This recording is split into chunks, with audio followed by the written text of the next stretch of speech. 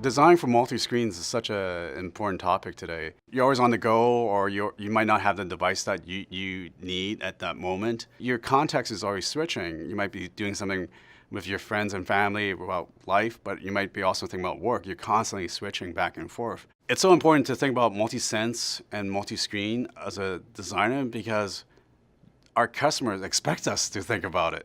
A lot of folks thinking more about who is being excluded. When we think about the multi-screens or multimodal, different ways to interact with your devices, be it voice, be it touch, how do we use these new technology to create more inclusive experiences regardless of your range of abilities? A lot of us come to work every day because we can create meaningful experiences that do make a positive impact in the world.